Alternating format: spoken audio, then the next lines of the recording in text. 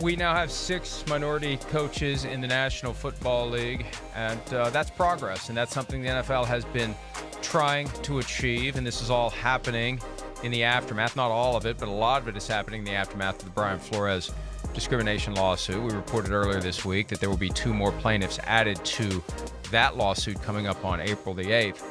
There was a Rooney Rule loophole that I was not previously aware of. Yeah, this is and interesting. I'm surprised it even exists. And first of all, my understanding of the Rooney Rule is if you're going to hire a black coach, you don't need to do anything special. You don't need to do anything out of the ordinary. I think the problem is that now that the Rooney Rule requires 2 minority interviews, the idea of locking on to one person and giving that person the job, maybe it is not as simple as it used to be. Because how can you interview 2 if you go straight to 1 and elevate that person? But the news we saw last night, and the NFL was putting this out, and the NFL is sticking by this, and I've asked the question. There's one specific question I've waited to get an answer to, and I haven't gotten the answer yet, which may tell me what the answer is. Maybe the answer is leave me alone. But the Rooney Rule, according to the NFL, stops applying after March 1, because after March 1, you can no longer do a search that includes assistant coaches from other teams. No longer are those teams automatically required to give you permission to pilfer their coaching staff because it's March. Our staff is locked in place for this season. We shouldn't have to allow you to potentially take away our offensive coordinator or our defensive coordinator or our quarterback's coach or whoever you may want. Our team is ready. We're getting ready for the season. Right. So after March 1, that's the league's position. Rooney Rule doesn't apply. That creates one hell of a loophole. I can't imagine the NFL wants this to be applied by anyone and everyone who is thinking, okay, I know who I'm going to hire next. And I don't want to go through the whole charade. I don't want to fly all across the country or wherever I have to go to meet with these people. I don't want to do that. I know who I'm going to hire. And he knows who I'm going to hire. And he's ready to go. And he's quietly behind the scenes working to do everything that he otherwise would be doing if he had the job. So I'm just going to wait until March 2nd or March 1. I'm going to wait until the moment after the Rooney Rule no longer applies, and I'm going to fire my coach, and I'm going to hire a white coach. Rooney Rule doesn't apply. And I think of that specifically, Chris, with the Cowboys. I mean, right now, that's who you think if of. Jerry Jones rolls out of bed today and says, Mike McCarthy's out, Sean Payton's in. You don't have to do any of the stuff that you otherwise would have had to do. You don't have to do any of it. You don't have to have a search. You don't have to interview anyone. You can just say, Mike McCarthy out, Sean Payton in. Because that's what the Buccaneers did with Todd Bowles. And people are saying, well, if Todd Bowles is black, it doesn't matter. But I really do think that the potential application of the Rooney Rule comes from the fact that you're now required to interview at least 2 minority candidates. So technically, they didn't comply with the Rooney Rule. In past years, when you hire now, when they hired Raheem Morris, boom, plucked him right off of John Gruden's staff, inside job. John Gruden's out, Raheem Morris gets elevated. It's not even a question because at that time, you only had to have 1 minority interview. But now with 2, they had to comply. Well, no, they didn't because it's after March 1. Okay, fine. Wait until next March then when Jerry gets rid of McCarthy and brings in Sean Payton. It is a hell of a loophole that I can't imagine the NFL would want to have. No, it is a loophole. There's no question.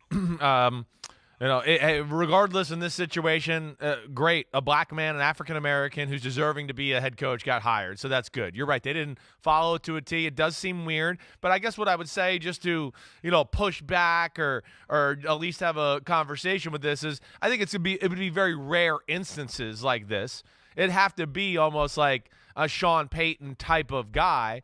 And even with that, I think to like the way you laid it out, Sean Payton might not love, or a coach that's in that situation. It's not the best for them either. The fact that, it's March 1st. I get to take over coaching staff that, damn, I wouldn't have most of these guys here anyways, and they're loyal to Mike McCarthy, and now I'm coaching it. So, yes, in theory, that's there 100%, and it is a loophole, but I think it would be rare to pull it off. to where I don't know if you necessarily have to be worried about this consistently happening, I guess is what I'm saying. But it does seem a little odd nonetheless that after this date it's like this. But I think you explained it right. I mean, coaches are kind of set at that point. Staffs are set.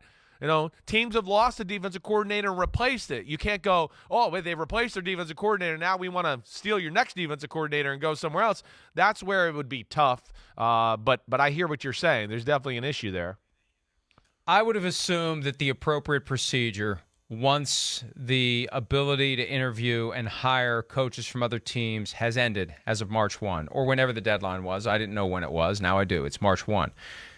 I would think that the proper procedure would be that if your coach departs voluntarily or involuntarily, but they're making it look voluntarily, as in this case, you have an interim replacement who takes over for the rest of the year, and then you do a search after the year. That's the easiest way around this. That's the most appropriate way to deal with it. Bruce Arians is out.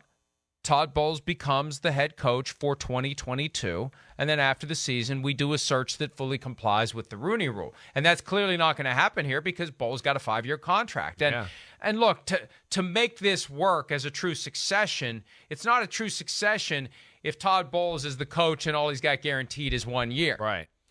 Because then after 2022, well, Tom Brady's retired or Tom Brady's becoming a free agent, whatever the case may be. So maybe we're going to go in a different direction altogether with our coaching staff because we're going in a different direction altogether with our team. And, you know, maybe if the team in Brady's last year goes 10-7, as Arians suggested, Brady gets injured, we go 10-7, Todd Bowles doesn't get the job. So it's the bottom line is there is a loophole that is glaring, and it requires look how slow the process went this year and when some of these jobs got filled. You're not talking about waiting all that much longer. No, you're not. If you just want to get around the Rooney Rule altogether. Right. But anybody who did it would be walking into a PR nightmare, I think. Yes, you're walking on thin ice. There can be issues there. And potential litigation brought by the individuals who were frozen out of even an opportunity to interview for the job because you have deliberately found a way around the Rooney Rule. And let's see the text messages. Let's see the emails. Let's see what you did to engineer this decision that looks spontaneous. Like, boom, all of a sudden, Mike McCarthy is resigning for health issues on March 15.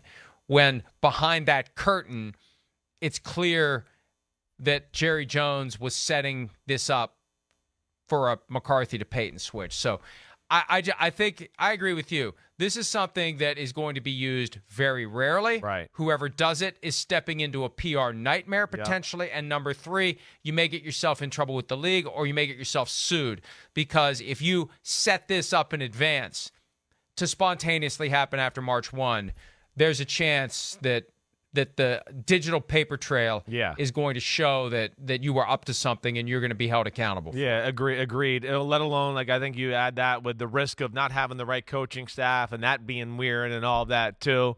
You know, so I think it would take rare circumstances. And if Tampa's smart, they'd go, even with this, hey, we interviewed Byron Leftwich. We interviewed Byron Leftwich before we interviewed Bowles for the job. And that's how we appealed to the Rooney Rule. If they're smart, maybe that's what they could do there. I just kind of popped. Do you really want to do that? Do you want? I know, but if you do that, you're right. You're right. It's like people are going to be like, well, why didn't we get Byron? Yeah, right. Yeah, we didn't really want Byron. Yeah. We just, and Bowles has coaching experience. Bowles is older, and Byron can focus on working with Tom Brady and focusing on the offense. No question. But it's a strange loophole that I didn't know existed, and the league is all in with it. They've told multiple different reporters, including me, that this is how it works. It doesn't apply after March 1. Maybe it's always been that way, but they've never had to admit it. And now 20 years later, they've had to admit it. That's what I was kind of thinking of, just the whole thing, too. I mean, it's just rare through the history of football, right? I mean, you named Jimmy Johnson. That's one that popped in my brain. I was sitting here thinking about, can I remember any other late ones? Bill Parcells, right? In the 90s offseason, when they handed it down to Ray Hanley, wasn't that a little bit of a late decision? I mean, I was 10. I can't exactly remember how that went down. But would you say Matt Casey? I feel like that.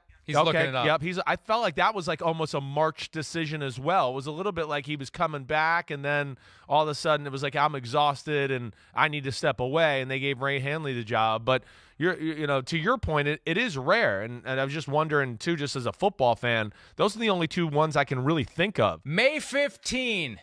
I see May 15.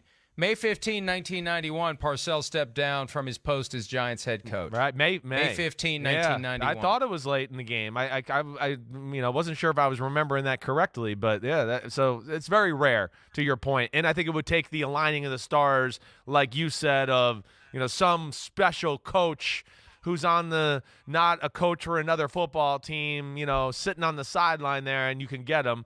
But yeah, it's something to certainly look at in the future here.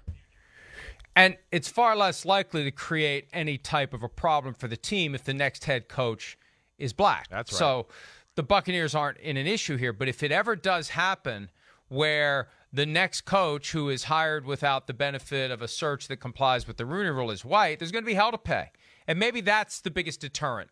There would be hell to pay if somebody in this day and age, in this climate, with the Brian Flores class action pending, if somebody tried to pull that now, like if Jerry Jones decided today, hey, I didn't know about a loophole. I can't do a very good Jerry Jones. How can anyone not do it? I didn't know anything about a loophole. Hey, Sean, I got a loophole. So I gotta get me a loophole. I just can't. I can't. I want me some loophole. Hi, I'm Mike Tirico, and thanks for watching. Make sure to hit subscribe for the latest news and highlights from NBC Sports.